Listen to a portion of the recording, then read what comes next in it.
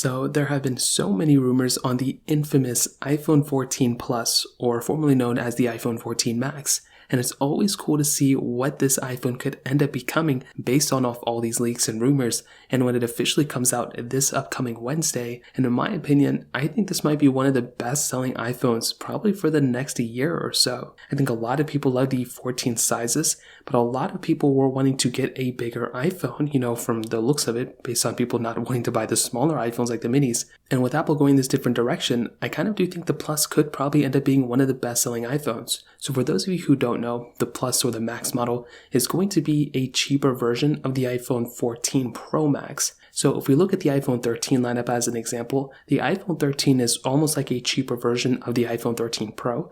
But there is no cheaper version of the 13 Pro Max. So now Apple is going to be giving us that option, which I think is actually really cool. Now, all the cool rumors and features that we were probably planning on seeing on the Pro models, like the hole punch display, way better cameras, the A16 Bionic chip, those things are not going to be ported over to the Plus or even the standard model this year, which I think that in and of itself is pretty insane. I truly do feel like Apple could have probably put in some of those features on these iPhones, but they may get better cameras, but they're not going to be getting the hole punch and pill design, which again, it's kind of unfortunate. It's been a few years, but this phone, with it having that bigger size, I really do think one of the best selling aspects of this specific phone is probably going to be the battery life. And with having a phone at that size of that caliber, I think that type of device is probably going to do numbers just because of the battery life alone. As long as it doesn't have some weird battery defect or, weird battery, slow down issues or something like that, I think this is probably going to be the best selling iPhone because of the battery life. On top of that,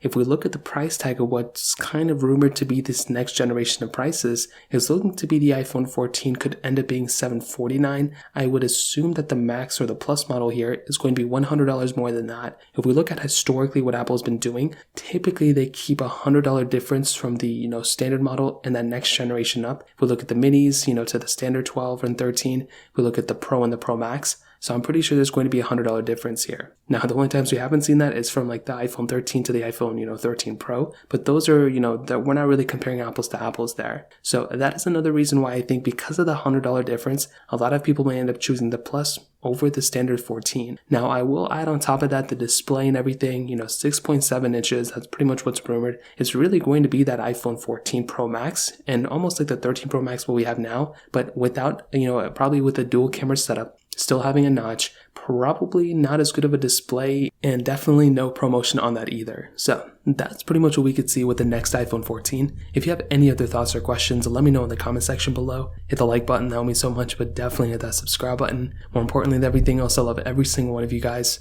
Hopefully I'll catch you guys in the next video. Peace out till then.